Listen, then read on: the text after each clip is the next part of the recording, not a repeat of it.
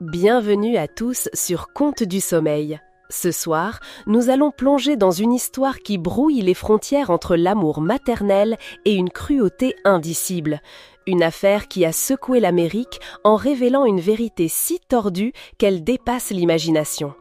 Alors installez-vous confortablement et restez avec moi jusqu'à la fin, car les révélations que vous allez découvrir sont tout simplement stupéfiantes. Didi Blanchard était une figure bien connue aux États-Unis, l'incarnation de la mère courage célibataire. Sa fille, Gypsy Rose, semblait porter sur ses frêles épaules tout le poids de la maladie. Depuis son plus jeune âge, Gypsy passait plus de temps à l'hôpital qu'à la maison, luttant contre une liste interminable de pathologies graves. Clouée à un fauteuil roulant, dépendante d'une assistance respiratoire, elle était incapable de subvenir à ses propres besoins. Aux yeux de tous, Didi était une mère exemplaire, un modèle de dévouement, veillant sur sa fille handicapée avec un amour inconditionnel, toujours à ses côtés. Leur histoire touchante leur a valu des invitations sur les plateaux des plus grandes émissions de télévision et des discours lors de conférences dédiées au handicap. Grâce à cette exposition médiatique, leur notoriété n'a cessé de grandir. Mais un jour, ce tableau parfait s'est brisé en 1000 morceaux. Alors que Didi était retrouvée sans vie à son domicile, sa fille malade, Gypsy, avait disparu sans laisser de traces. La panique s'est emparée des proches et des amis.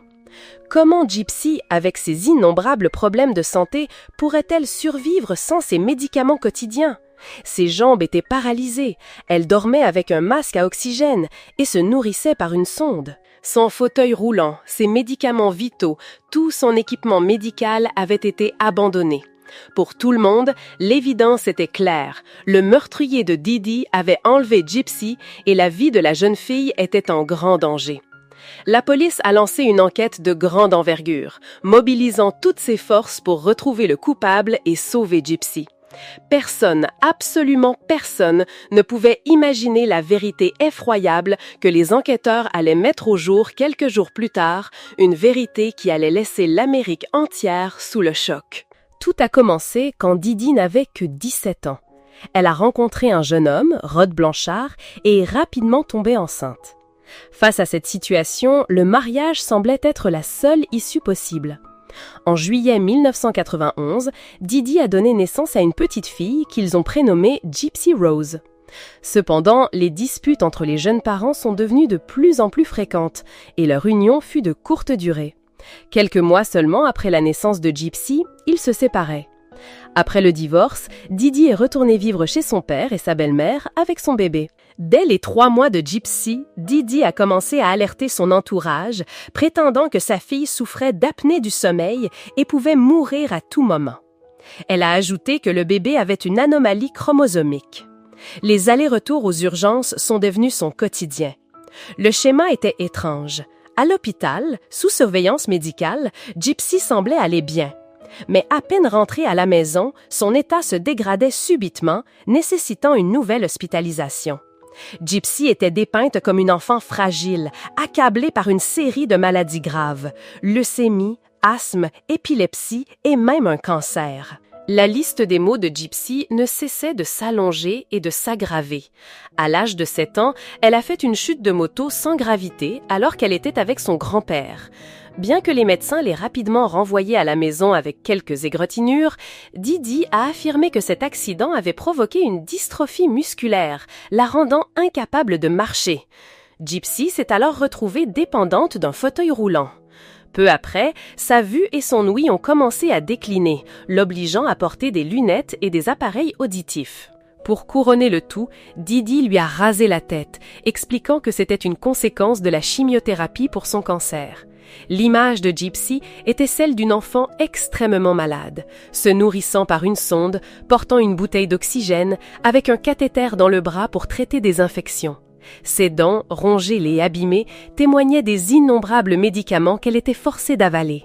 Bien que Rod, son père, envoyait fidèlement une pension alimentaire chaque mois et essayait de garder le contact, Didi dépeignait à sa fille le portrait d'un père indigne, un toxicomane irresponsable qui les avait abandonnés. Elle empêchait tout lien entre eux, n'autorisant qu'un bref appel pour son anniversaire, à la seule condition qu'il ne lui révèle jamais son véritable âge. Ainsi, à 18 ans, Gypsy était persuadée d'en avoir seulement 14. Cette avalanche de diagnostics a également affecté son développement. Sa voix était aiguë et enfantine, et Didi expliquait que sa fille souffrait de lésions cérébrales, la laissant avec l'âge mental d'une enfant de 7 ans. Dès la 2e année d'école primaire, Didi l'a déscolarisée pour lui faire cours à la maison, prétextant qu'elle ne pouvait pas suivre le rythme des autres enfants. Gypsy n'avait aucun ami. Sa mère était son seul univers, sa seule réalité. En mars 2008, Didi et Gypsy ont déménagé de la Louisiane pour s'installer dans le Missouri. Didi a utilisé l'ouragan Katrina comme prétexte, affirmant que la catastrophe avait détruit leur maison. Émue par leur sort, l'organisation caritative Habitat for Humanity leur a construit une maison entièrement équipée et adaptée. Des donateurs généreux, touchés par leur histoire, ont versé des centaines de milliers de dollars pour les aider à prendre un nouveau départ. Peu après leur arrivée dans le Missouri, Gypsy a consulté un neurologue. Cependant, une première fissure est apparue dans cette histoire si bien ficelée. Après un examen approfondi, le médecin a eu un choc. Il a réalisé que Gypsy ne présentait aucun des symptômes décrits par sa mère. Intrigué et suspicieux, il a alors exigé de voir les dossiers médicaux complets de Gypsy. La réaction de Didi a été explosive. Hystérique, elle a crié que l'ouragan Katrina avait tout emporté, tous les documents, tous les dossiers. Furieuse, elle a pris Gypsy par la main et a quitté l'hôpital pour ne plus jamais y revenir. En 2009, un appel anonyme vient pourtant semer le doute dans cette histoire bien huilée.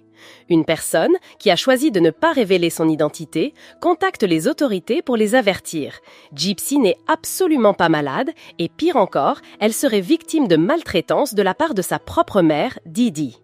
L'informateur ajoute que Didi utilise de faux papiers et a menti sur son identité. 2 assistants sociaux se rendent alors au domicile des Blanchard pour enquêter. Prise au dépourvu, Didi admet que son vrai nom est Claudine, mais elle tisse une histoire poignante, expliquant qu'elle a dû changer de nom pour fuir un mari violent et toxicomane. Son récit est si convaincant que les services sociaux, émus, décident de clore l'enquête. En février 2011, Gypsy a désormais 19 ans. Comme beaucoup de jeunes femmes de son âge, l'esprit de rébellion adolescent commence à s'emparer d'elle. Elle supporte de moins en moins l'autorité de sa mère et se sent étouffée par cette surveillance constante. Elle commence à prendre conscience qu'il existe un monde immense au-delà des murs de sa maison et que sa mère est la porte de la prison qui l'enferme. Plus troublant encore, elle réalise que ce sont les innombrables médicaments que Didi la force à avaler qui la rendent si faible et malade. Discrètement, elle commence à recracher les pilules et sent, jour après jour, sa santé s'améliorer. Des souvenirs d'enfance refont surface, sa mère lui donnant des médicaments, lui murmurant de paraître fatiguée pour attendrir les donateurs et obtenir plus d'argent. Elle se souvient de ces fois où, ayant dit par inadvertance qu'elle se sentait mieux, Didi lui serrait le bras avec une force terrifiante pour la faire taire. Elle est désormais assez grande et intelligente pour le comprendre. Elle n'est qu'un instrument pour que sa mère puisse s'enrichir. Pourtant, la peur que Didi lui inspire est plus forte que tout. Alors, Gypsy continue de jouer la comédie, prétendant ne rien savoir. Comme toute jeune femme, Gypsy est curieuse de l'amour et rêve d'avoir un petit ami. Lors d'une convention, son chemin croise celui d'un homme de 35 ans. Le courant passe immédiatement, ils échangent leurs numéros. Dès lors, ils passent leur nuit au téléphone, jusqu'à l'aube. Quelques semaines plus tard, l'homme lui propose de se retrouver dans un motel. Gypsy, grisée par l'interdit, accepte et s'y rend en cachette. Mais Didi la découvre. Bien que Gypsy ait 19 ans, sa mère, furieuse, brandit de faux papiers qui attestent que sa fille n'en a que 14. Elle menace l'homme de le poursuivre en justice pour détournement de mineurs. Terrifié, il coupe tout contact avec Gypsy et disparaît à jamais. Pour la punir de cette trahison, Didi enchaîne sa propre fille à son lit pendant 2 semaines et fracasse son téléphone et son ordinateur. Malgré l'interdiction, chaque soir, Gypsy attend que sa mère s'endorme pour utiliser en secret un appareil et se connecter à Internet. C'est là son unique bouffée d'oxygène. Fin 2012, sur un site de rencontres chrétiens, elle fait la connaissance de Nicolas. Il a à peu près son âge, vit dans le Wisconsin et souffre d'un trouble du spectre de l'autisme. Comme Gypsy, Nicolas est un jeune homme isolé dont la vie se déroule principalement en ligne. Il a déjà eu affaire à la justice pour s'être exhibé en public. Entre ces deux âmes solitaires, une connexion profonde se crée. Ils entament une relation secrète sur Internet qui durera 2 ans, échangeant des messages passionnés et des photos suggestives, parfois inspirées d'un univers sombre et provocateur. En mars 2015, Gypsy et Nicolas décident qu'il est temps de se rencontrer. Ils élaborent un plan, espérant que Didi finira par accepter leur relation. Gypsy envoie de l'argent à Nicolas pour qu'il puisse prendre un bus jusqu'au Missouri. Le plan est simple, Didi et Gypsy doivent aller voir le film Cendrillon au cinéma. Nicolas achètera une place juste à côté d'elle et ils feront semblant de se rencontrer par hasard. Le jour J, lorsque leurs regards se croisent pour la première fois en vrai, c'est un véritable coup de foudre. Didi, en revanche, ne cache pas son hostilité envers ce jeune homme étrange. Pendant la séance, Gypsy prétexte une envie d'aller aux toilettes. Nicolas la suit et c'est dans les toilettes pour personnes à mobilité réduite du cinéma qu'ils font l'amour pour la première fois. Après cette rencontre, leur amour devient encore plus fusionnel. Nicolas la vénère comme une déesse, voyant en elle une créature pure et fragile. Gypsy, de son côté, n'est peut-être pas aussi éprise, mais Nicolas représente pour elle quelque chose de bien plus précieux, une porte de sortie, un monde sans Didi. Ensemble, ils rêvent d'un avenir où ils pourraient s'enfuir loin, très loin, et construire une vie heureuse. Pour que ce rêve devienne réalité, ils sont prêts à tout, même au pire. Ils élaborent ce qu'ils appellent le plan B. Si Didi s'oppose à leur union, il faudra l'éliminer. Et la situation ne fait qu'empirer. Didi, sentant sa fille lui échapper, devient de plus en plus cruelle, l'enfermant et l'insultant pour qu'elle rompe avec Nicolas. Pour Gypsy, c'en est trop. Le plan B n'est plus une option, c'est une nécessité. Pour qu'elle puisse enfin vivre, Didi doit mourir. Le 13 juin 2015, Nicolas prend un autocar pour le Missouri, loue une chambre de motel et attend le message de Gypsy. Cette nuit fatidique, Gypsy s'efforce d'agir comme à l'accoutumée. Elle et sa mère se vernissent les ongles, rient, puis Didi met sa fille au lit. Gypsy embrasse sa mère, lui souhaite bonne nuit. Elle promet d'être toujours une gentille petite fille, obéissante, puis fait semblant de dormir jusqu'au milieu de la nuit. Une fois certaine que sa mère est profondément endormie, Gypsy envoie un message à Nicolas, lui recommandant d'être prudent car la porte grinçait souvent. Elle lui donne le couteau qu'elle avait préparé, puis se réfugie dans la salle de bain, recroquevillée sur le sol, les mains sur les oreilles. Malgré tout, elle entend le léger grincement de la porte et les pas de Nicolas. Puis, elle entend les cris désespérés de sa mère. Nicolas poignarde Didi à plusieurs reprises. Elle entend Didi l'appeler 1 fois, 2 fois, puis 3 fois, mais les appels à l'aide deviennent de plus en plus faibles avant de s'éteindre complètement. Il ne reste qu'un silence terrifiant. Après que tout fut terminé, Gypsy sortit de la salle de bain. Nicolas et elle se sont alors retrouvés, s'étreignant, et, dans une pulsion macabre, ils se sont unis sur le lit de Gypsy. Le 14 juin 2015, Gypsy et Nicolas prennent un autocar pour la maison de ce dernier à Big Bend, Wisconsin. Le soir même, une mise à jour de statut apparaît sur le compte de Didi. Cette salope est morte. La consternation est immense parmi ceux qui la lisent, et l'horreur monte d'un cran, quelques minutes plus tard, lorsqu'un commentaire est ajouté. « J'ai poignardé cette grosse truie et violé sa douce et innocente fille. » Elle a hurlé très fort. La police retrouve rapidement l'adresse IP de l'ordinateur ayant posté ces messages et identifie sans difficulté l'adresse de Nicolas dans le Wisconsin. Après avoir encerclé la résidence de Nicolas, la police les emmène tous deux au poste. Les officiers sont sous le choc de découvrir que Gypsy peut marcher tout à fait normalement.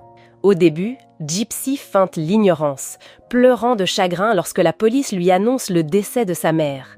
Mais grâce à un interrogatoire mené avec professionnalisme, les enquêteurs ne tardent pas à lui faire avouer la vérité. La mort de Didi, avec pour principale instigatrice sa propre fille, celle-là même qu'elle avait tant aimée et soignée, a choqué le monde entier. Mais la surprise fut encore plus grande lorsqu'on découvrit que la vie des deux femmes et les maladies de Gypsy n'étaient qu'un tissu de mensonges. Pendant des années, Didi avait inventé des dizaines de maladies pour sa fille, changeant d'hôpital à chaque consultation pour éviter que les dossiers médicaux ne soient liés. Didi était une menteuse si talentueuse que même les médecins devenaient ses marionnettes, acceptant d'opérer, de pratiquer de nombreuses interventions médicales et de prescrire des médicaments pour les maladies imaginaires de Gypsy. Il est stupéfiant de constater qu'en des décennies de consultations auprès de centaines de médecins, un seul d'entre eux avait émis des doutes sur l'état de santé de Gypsy. Cette révélation a provoqué une immense colère au sein de la communauté et une perte de confiance dans le système de santé américain. Les psychologues ont diagnostiqué chez Didi un trouble psychologique connu sous le nom de syndrome de Munchausen par procuration, MBP. Bien que de nombreux experts contestent que ce soit une forme de maladie mentale, les personnes atteintes de MBP simulent constamment la maladie ou la faiblesse pour attirer la pitié et la sympathie d'autrui. Dans le cas de Didi, non seulement elle utilisait sa fille pour capter l'attention, mais elle l'obligeait également à simuler des maladies, à prendre des médicaments et à subir d'innombrables opérations chirurgicales inutiles afin de collecter des fonds caritatifs. Il est incontestable que Nicolas fut l'auteur des coups fatals qui ont ôté la vie à Didi. La seule question qui restait en suspens était de savoir qui était le véritable cerveau de cet assassinat. Au début, Gypsy rejeta la faute sur Nicolas, affirmant que l'idée de tuer Didi venait de lui. Nicolas, atteint d'un trouble de la personnalité multiple, possédait une part de bienveillance et une part de malveillance. C'est cette dernière qui l'aurait poussé à assassiner Didi, agissant tel un prince sauvant sa princesse d'un conte de fées. Cependant, lors du procès, Gypsy admit avoir demandé à Nicolas de tuer sa mère, précisant qu'elle ne la haïssait pas, mais qu'elle voulait simplement lui échapper. En juillet 2016, Gypsy fut reconnue coupable de meurtre au second degré et condamnée à 10 ans de prison. Nicolas, quant à lui, fut reconnu coupable de meurtre au premier degré et écopa de la prison à perpétuité. L'avocat de la défense de Nicolas tenta de mettre en avant son autisme et son déficit intellectuel, plaidant que c'était Gypsy qui l'avait manipulé psychologiquement et l'avait incité à tuer Didi. Cependant, le juge ne crut pas à cette défense. Nombreux furent ceux qui estimèrent que la peine était injuste pour Nicolas. Gypsy n'aurait reçu qu'une peine légère, car le juge avait fait preuve de compassion face aux souffrances qu'elle avait endurées sous la main cruelle de sa mère. Certains pensent que Gypsy est une personne extrêmement intelligente et rusée, bien loin de son apparence innocente, et qu'elle aurait peut-être été formée et aurait hérité de Didi une maîtrise parfaite de la distorsion de la vérité et de la manipulation psychologique d'autrui. Quelle que soit la vérité, une chose est sûre, Gypsy n'a jamais regretté ce qu'elle a fait à sa mère. Sa vie s'est considérablement améliorée depuis la disparition de Didi. Lorsqu'on l'a interrogée sur le plan visant à mettre fin au jour de sa mère, Gypsy n'a pas hésité à admettre qu'elle se sentait soulagée et libérée de son emprise. « Je préfère être en prison que de continuer à vivre avec elle. J'ai dû tout recommencer. Je me sens comme si j'étais née une seconde fois. » Pour être tout à fait honnête, cette affaire me laisse avec des sentiments très partagés. Je n'arrive tout simplement pas à imaginer ce qui pouvait bien se passer dans la tête de Didi. Comment une mère peut-elle délibérément donner des médicaments à son propre bébé de quelques mois pour provoquer des crises, puis l'emmener à l'hôpital, lui faire subir des chimiothérapies et toutes sortes d'opérations chirurgicales, tout ça pour gagner de l'argent sur la souffrance de son enfant? C'est de toute évidence le signe d'une profonde maladie mentale, car une personne saine d'esprit ne pourrait jamais concevoir une telle cruauté. Et je comprends pourquoi Gypsy a pu paraître si insensible face à la mort de sa mère. Mais ce qui me révolte le plus dans cette histoire, ce n'est pas tant le sort de la victime, mais l'immense mensonge orchestré par Didi. Ce mensonge a des conséquences terribles pour les personnes réellement handicapées, celles qui luttent contre de graves maladies et qui ont désespérément besoin d'aide. Lorsque la générosité des bienfaiteurs est ainsi trahie, ils risquent de perdre confiance et d'hésiter à l'avenir à faire des dons à des œuvres de charité. Et à cause de cela, de nombreuses personnes qui sont véritablement malades et dans des situations tragiques pourraient perdre leur seule chance de recevoir le soutien dont elles ont besoin. Voilà qui conclut cette histoire aussi tragique que complexe. Qu'en pensez-vous ? N'hésitez pas à partager vos réflexions dans les commentaires ci-dessous. Si vous avez trouvé cette vidéo intéressante, montrez votre soutien en laissant un pouce bleu, en vous abonnant à la chaîne Contes du Sommeil et en partageant la vidéo. Votre soutien nous est précieux. Merci d'avoir veillé avec nous et à très bientôt pour une nouvelle histoire.